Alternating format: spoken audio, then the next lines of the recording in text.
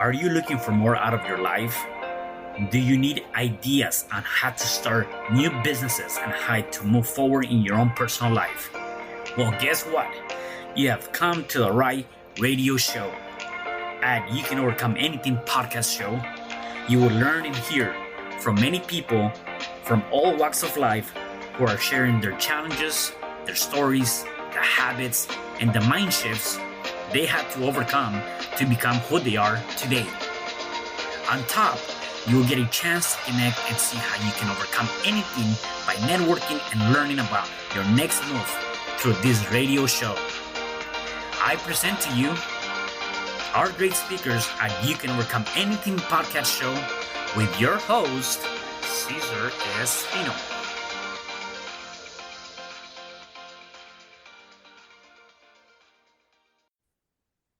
Hello there, and welcome back to another episode of You Can Overcome Anything podcast show. It is your host, Cesar Espino, and today I have a guest. He is an actor, producer, sport broadcaster, CEO, speaker, coach, trainer, investor, and philanthropist.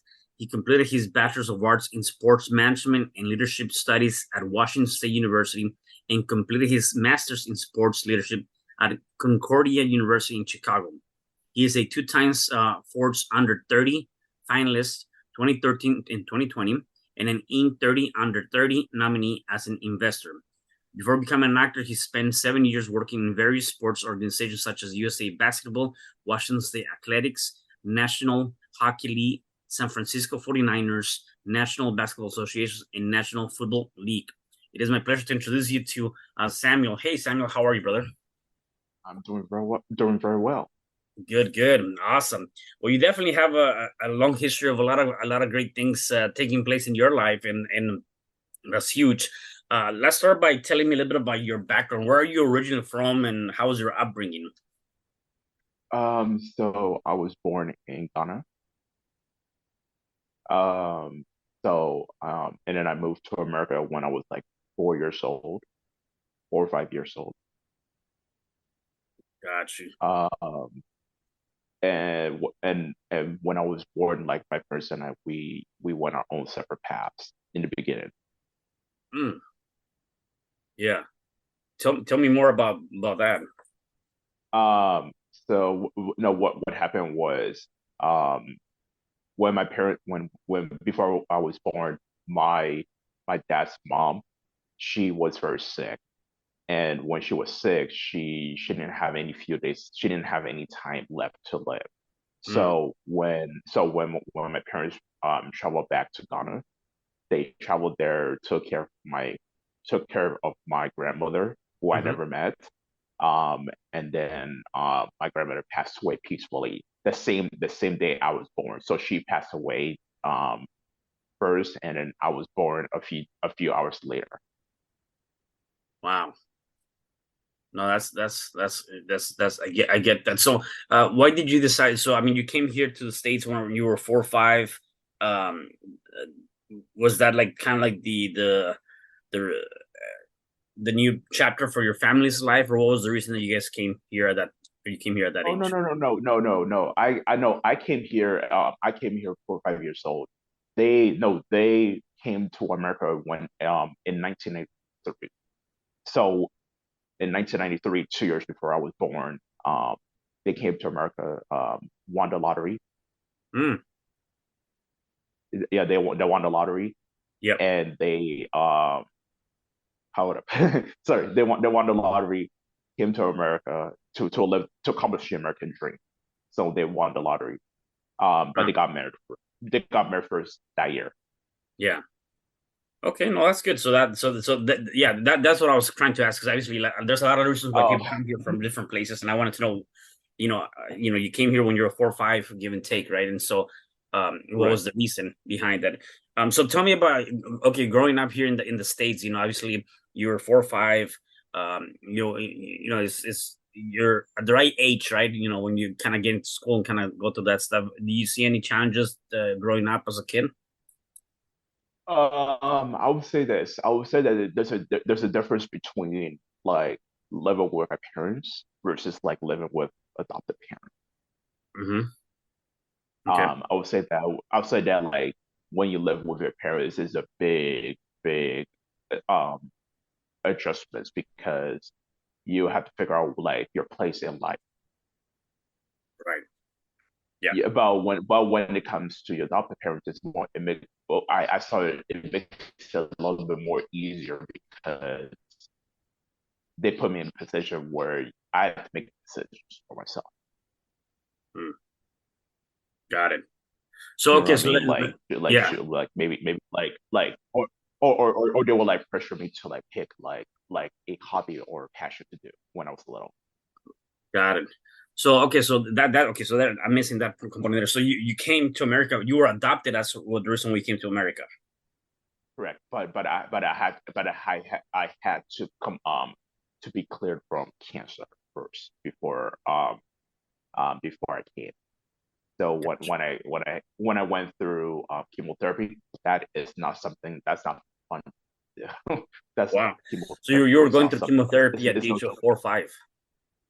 no. I went through chemotherapy the day like around the day I was like born. So between like 1 to 3 years old. Got it. Got it.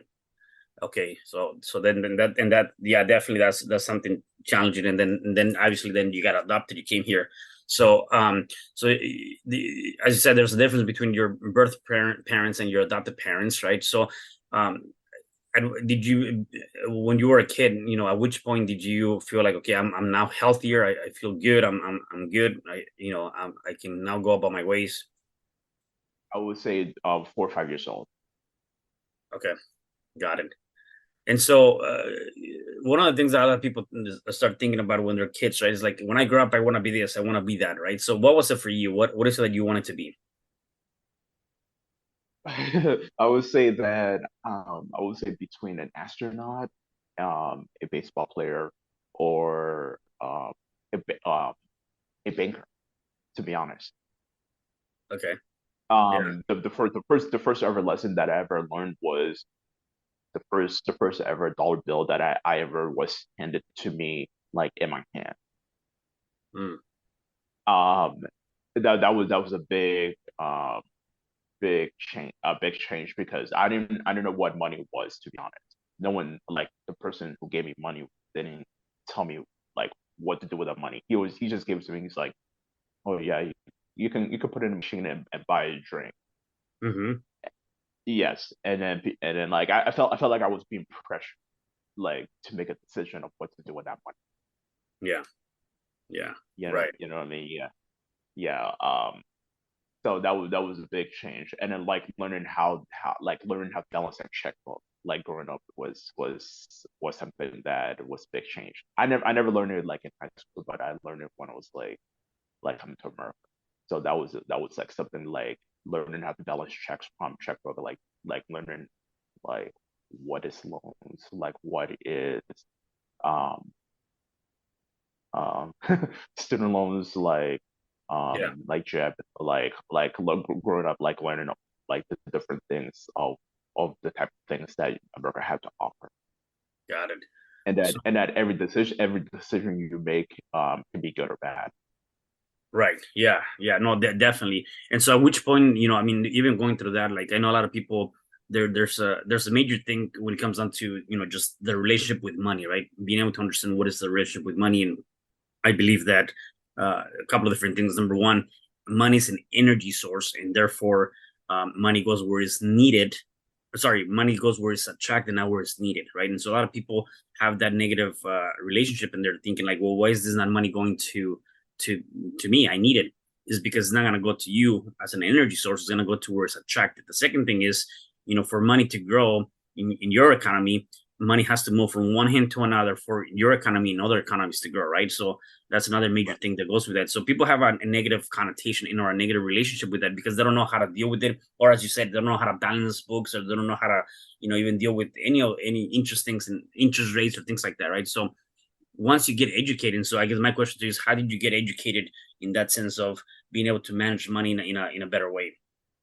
Okay, so when I came okay, so when my parents when my parents and we crossed paths for the first time when I was um when I was in New York. I'll put it that way, coming to Seattle. How old were Like you? uh, I would say between 4 or 5 years old. I was in the airport, and as soon as I got out of the airport, that was the first time I ever met my sister. I never knew that I had a sister, to be honest. You know what I Hmm. mean? Because I never knew anything about my parents like at all. Yeah.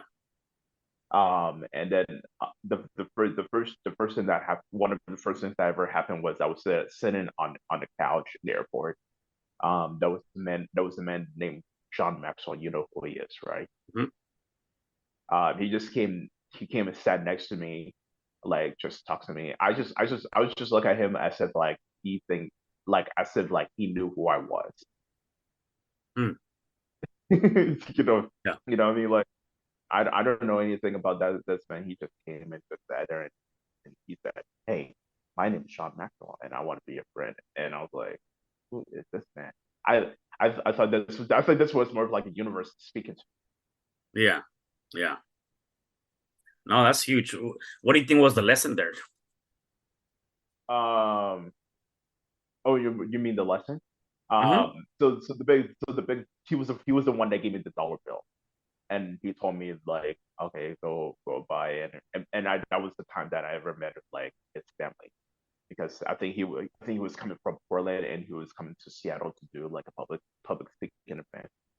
I didn't know anything at all, and people wanted to get his autograph in the airport. It was like crazy. I thought he was like a celebrity or something, celebrity or something. Yeah. Um, yeah, that was, but he just offered me advice. I remember what he said, because trust me, 4 or 5 years old, when someone offers you advice, um, like you won't even remember. And then like as soon as he passed, he said he wished me the best of luck, um and he see great things in me. Like he said he saw great things in me, and then another person, and as soon as he passed through by, and everyone wanted to get a autograph, and then he was trying to get through the airport or whatsoever. There was another person like sitting across from me. He was wearing a business suit and whatsoever. Uh, and he just came out. He was like, "Oh, you mean and John Maxwell is a huge thing. Um, like, you know, do you want to get set up for life to have money in the future?" And it was like, I don't know who this man is, but I think the universe is speaking to me, trying to tell me something. You know what I mean? Like I don't, I don't like I said, it's one of those things where it's probably the universe trying to tell me like, oh yeah, like it's time to take your life seriously, and trying to make your life easier. Mm. Yeah, no, for sure. No, that's huge. So tell me a little bit about the things that you're doing now. How did you stumble on those things? I would say this. Um, I would say that the big thing that I focus more on is more like um, consulting, coaching, and speaking. Um, just applying to different events. That's what I focus on. For the sports broadcasting, I do that on the weekend. Okay. Yeah, that I do those on the weekend. Um, but for the public speaking, um, public speaking, coaching, and consulting, I do that like full time, and then broadcasting will be on the weekend, and then for acting, I apply every single day. So when I get booked, it's like I just have to go. Yeah, got it. And then so I have here in my notes, which I think is a pretty good uh thing, and I want to see if you can elaborate more. It's a pretty good point. And you said that you believe that life we have to continue to evolve. We are not the same people each year as we get older. Tell me more about that. What do you mean by that? I just think that in today's day and age, in the 21st century, like the way we make money online, the way we do things in life, I just feel like it's a stepping stone to bigger things. And I just believe that every single year things change, and when things change, we got to learn new things. We got to adapt. I just feel like the older we get, we're never going to be the same, and everybody needs to know that. Like, for example, if I know how to um play chess this year, next year I'm gonna suck. You know what I mean? So I got to change. I got to change my game. So so for this year, I always use the term evolve because that's the stage that I am.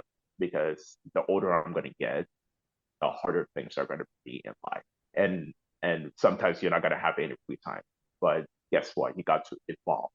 Like, Yeah. don't like it doesn't matter how good you are. If you there's always going to be challenges. There's always going to be risks. There's always going to be things to do. But as time goes on, you have to continue to evolve. You got to continue to add to your repertoire. You got to add to your toolbox. You got to add to um, the things you do in life. But you have to continue to evolve. You got to learn new things. Got it. Yeah, yeah. No, that's actually a good point. And when you have that mentality and that idea, again, you got to be able to embrace it. Yeah, right. Got to be able to understand that you have to.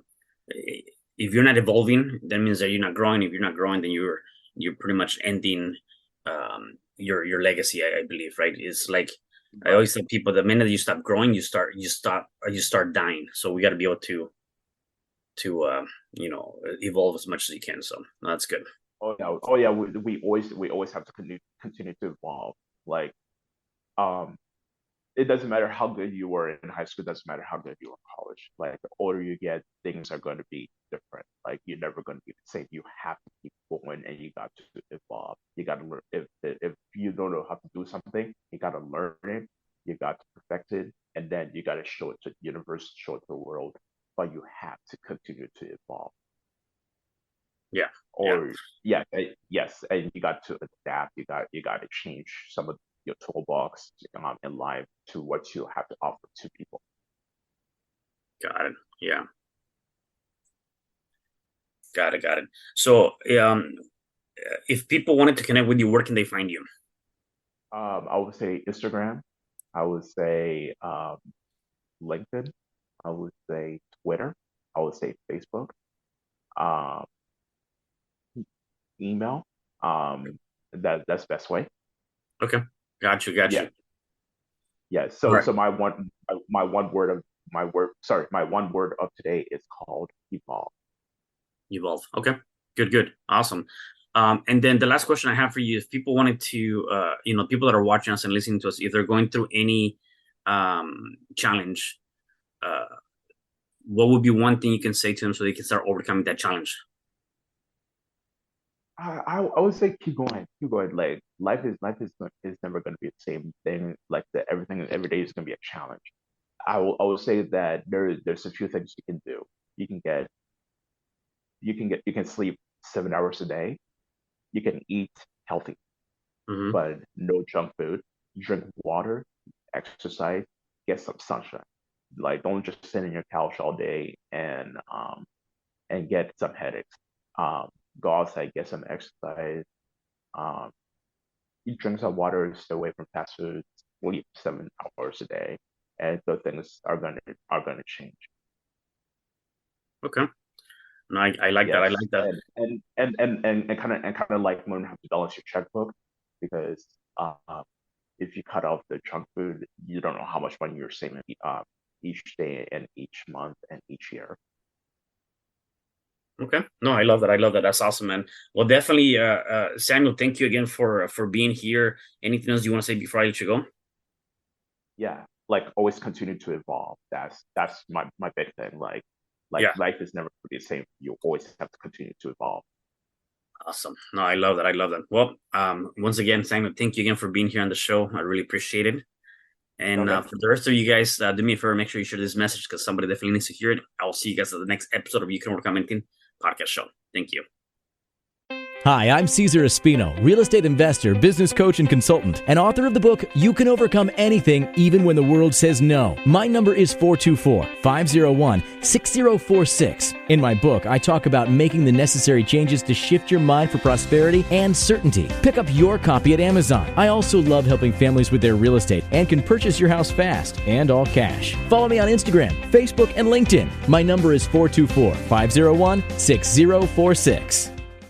Thank you for having me today. I am so glad you've tuned into this podcast. You can find me at your favorite podcast platform where you can like, subscribe, comment, and share.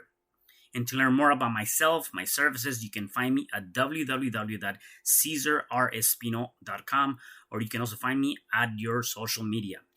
Thanks for joining me, and I am looking forward to having you at the next episode. And know you truly can overcome anything.